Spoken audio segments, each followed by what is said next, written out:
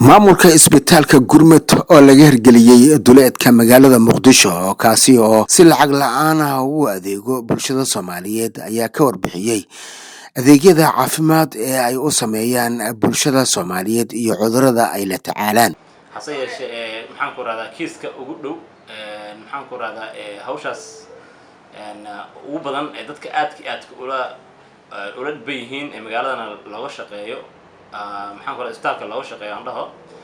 waxaa weeyaan 3 kiis ugu badan oo aad dadka dhib ugu haya hadday noqoto cudurka sokorta, hadday noqoto maxaan ku radaa cagaarshowga, hadday noqoto maxaan ku radaa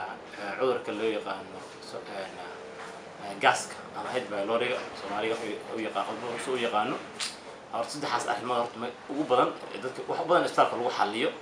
waana waxa ugu badan ummadda Soomaaliyeed dhibaatada u badan ku haya weeyaan cudurrada cagaarshowga, tiifowga, sonkorta iyo cudurro kale oo aad u fara badan. agaasimaha isbitaalka gurmud Dr. Faisal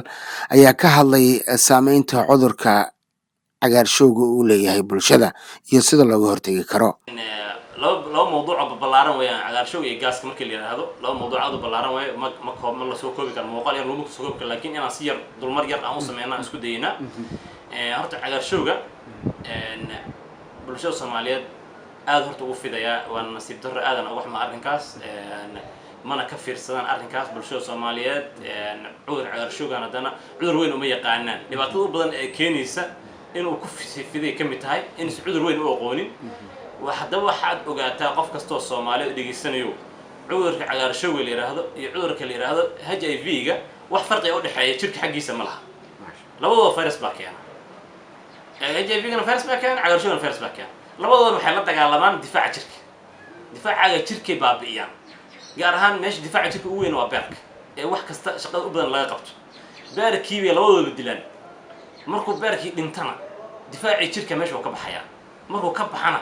maxaa imaan doona in ay maxaan ku raadaay ay cudurradii yaryara qofku iska nuglaan doono macnaha haddii halka ku dhaco iskaga dhiman karo marka dadka Soomaaliyeed HIV qofkan uu qaba hadii la yiraahdo way ateenada u taagan oo wax weyn bay u arkaan oo qofkaas waa siba loo yar karantiila in kastay sax ahayn laakiin qof cagaarshow qaba la soo dhaweeyaa waxa la yahay cagaarshow qaba dad iska mid ah marka dhibka ugu badan meesha ku jira waxa weeyaan dadka isguursanaya ee aan isbaaraynin weeyaan magaalada waxa aad iyo aad ugu badan dadka isguursanaya aan isbaarayn marka dadka in isbaaraan khaatirta tagaan markii isfahmaan baan anu kula talinaya inta badan حتى هذي جبرت هاي أمولي جبرت مركز إسكول عصب أيهين حتى هوري يقول أسمر إن إسبارة بانه كلا تلنيا لأنه هذا وحقه بطي إن محن كرا كيسس قبله أو محن كرا هذا يقبأ أما كيس ويل عقار شو قب عقار شو ممكن أنت بمحل لو STD سوى هذا قلب ماذا لو كلا قابة وين مش وين لو كلا قابة ترانسفيشن كأما ديك خف إنه شباب كلا لو كلا قابة أما وحيالا من ذا يكون كوي ماذا حسيا شيء وحاليا بقى قبل أنا ولي ديك الوشمن أما أنا الجرسن أما الولد لو قلمانين إن لو أركو على شوي أما ويل سيدا وكلا حاصل يالن أو ويل أو كنت تسمين إنه سنة محنكر هذا على شوي لو أرك سبب وحيالا كلا فوض يوكو إيمان كرا تسالة أدى ودك عاد وبدن دانديست وحلي هذا دانديست ياشا أنت هذا بدن وحير أو إلهي إنه حريسته أو حواه معقولة ما هان أنت dhibaatada uu leeyahay cudurka sonkorta iyo sida isagana la isaga daweeyo horta cudurka sonkorta badana laba nooc oo ka yimaada labada nooc oo ka yimaada waxa la yiraahdaa type 1 iyo type 2 type 1 ka badana waxa la yiraahdaa waa congenital wax lagu dhasho inta badan ilmaha yarka ku dhaca kaasoo marka waxa weeyaan wax oo genetic ahaan qof u soo gaaray weeyaan oo waalidkiisa uga imaanayo xal ahaan loo qaadan karo type 2 ga laakiin waa ka ugu badan ee dadku dhaca wuxuu ku dhici karaa qofka isaga oo aan firi farac u lahayn sokor qof ku dhacay kale waxaana keentay inta badan aad iyo aad u keenta waxa weeyaan dadka laba arrimood isku darsadaan ayaa badana aad u keenta arrimo badan way jiraan laakiin labadaas arrimood ugu badan mid koowaad waxa weeyaan in qofka uu san waxyaalaha macmacaanka ah uu si xad dhaaf u isticmaalo gaar ahaan sokorta oo kale haddaan مثلا aan tusaale ku siiyo xaafadaha bulshada hadda aan la shaqeeyo inta badan markaan wareysi u sameynayo ama ay yimaadaan waxyaalaha aan ku arko macal xaafadaha ani intaan ka warqabo aan ku arko waxa weeyaan loorka sokorta qofka dadka Soomaalida ma la gaaro bish loorka sokorta bishan dhamaanin bay dhamaanaya sokortaas faraha badan ee la cunayo ama cabitaha lagu soo darsado ama cambuulaha lagu soo darsado ama shaaha lagu soo darsado ama caanaha lagu soo darsado meesha taa ka timaado ama xalwad iyo waxa wax macaan ku timaado sokorta tirada badan ee la cunayo ee jirka galis horta maxaan ku raadayay waa saameynta ugu koobaad waxa keenaba ee sokor sababi kara marka sokortan laba u qaybsan tahay sokortan caadiga naqaano weeyaan laba maaddo ka samaysan tahay labadaas maaddo ka samaysan tahay mid kamid ah jirka uu yaqaanaa uu ka faa'iideystaa uu cunaa jirka cuna mid kamid ahna jirka ma cuno midda kamid ka oo jirka cunin waa midda lagu kaydin doona beerkan waxa weeye meesha u ah kaydka jirka u ah ee wax allaal wixii la fahmo waa iska geeyo marka maadadaas oo sokorta keeni doonta dadku ma yaqaanaan laakiin sokortan caadiga laga helaa way cuni doonaan marka waxa fiican qaabka loo hortagi karo oo sokorna qof ku dhicin ugu fiican waxa weeyaan laba arrimood in la sameeyo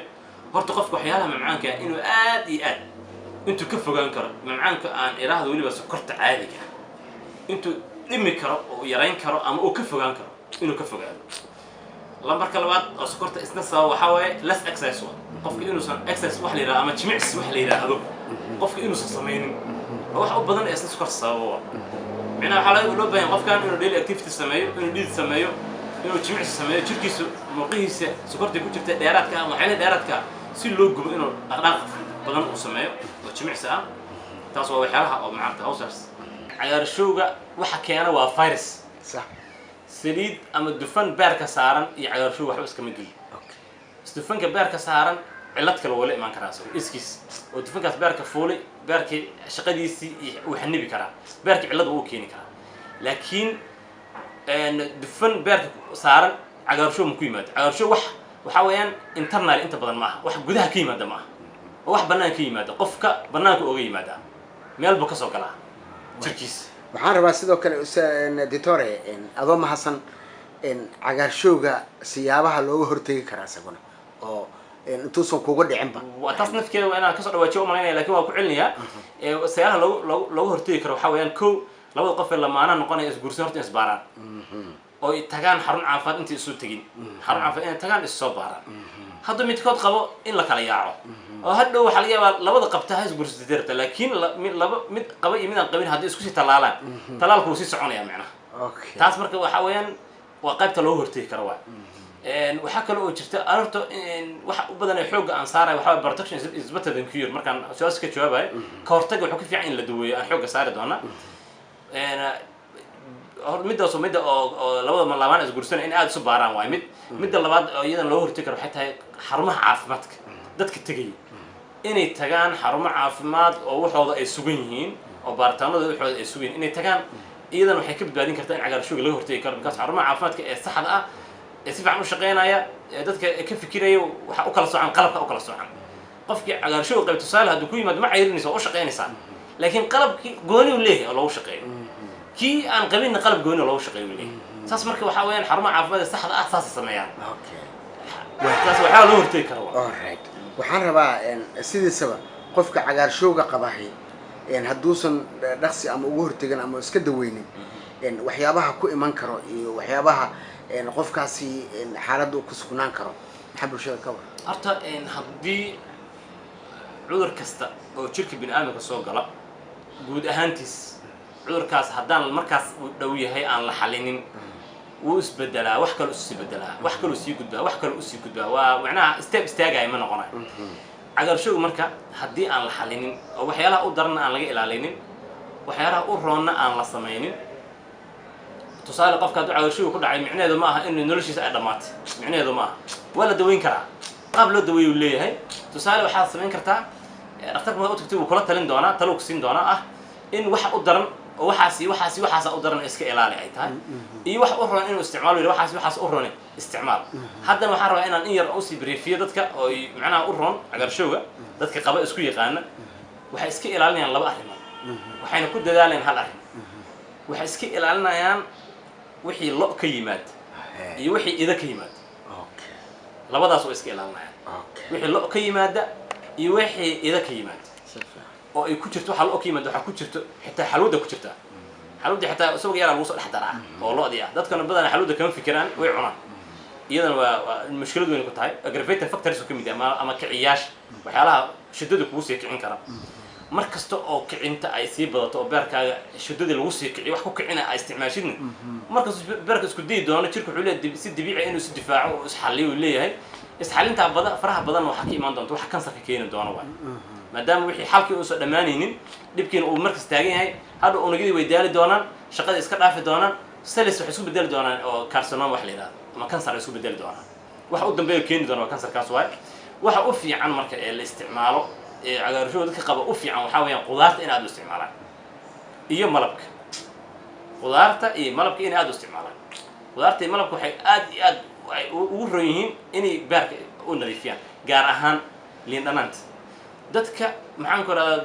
waxaa jirta wax ku faafay dadka dhexdooda oo ah liin dhanaanta beerkay jarjartaa bay yiraahdaan moogta laakiin waa bilcagsi weeyaan liin dhanaantu waxay rich ku tahay vitamin C maada la yiraahdo vitamin C gan wuxuu dhexaad u yahay blood maxaan ku radaa RBC ama dhiig in la sameeyo ayuu dhexaad u yahay vitamin C gaasna wuxuu marka qofka dhiig fiican loo sameeyana waxaa xoogaysta difaaciisa jirka markasta difaaca jirka xoogaystana waa markasta oo la nadiifiyo jirkaaga laga adkaado waxyaalihii dhibaatada ku jirta marka virusku inta badan jirka aad u curyaamiya difaaciisa markasta oo wixii difaaci badina ay isticmaasheen waa markasta oo ciidankii difaaca la xoojiyo waa markasta oo maxaan ku radaa ciladiina meeshaas dhibaatada ku yaraan karto waay aw gudubno dhinacan iyo muxuu ahaye gaaska wax la yiraahdo Soomaalida inta badan sidoo kale doctor waxay ka caawdaan gas nin walba wuxuu leeyahay gas ahay kanin gas la soo gadana farmashiya la tagaa كنيني على سوق هذانا وهذا اللقاء خلاص ملص بارايو عاو بقى بالبلاية مع راشين قاسة وكعي كنين قاس يسوق أبو كنين قاس على استعماله هرنت نوع عسى قاسك يعذرك يغابك وكبلوه بسم الله سلو ما سنت هاي السؤال في عوين هرت وحان ربا قاسك انت موسى عثمان أبطو وربعين تقرن كالصوماليات مقدشو agaasimaha isbitaalka Gurmad Dr. Faisal ayaa sidoo kale ka hadlay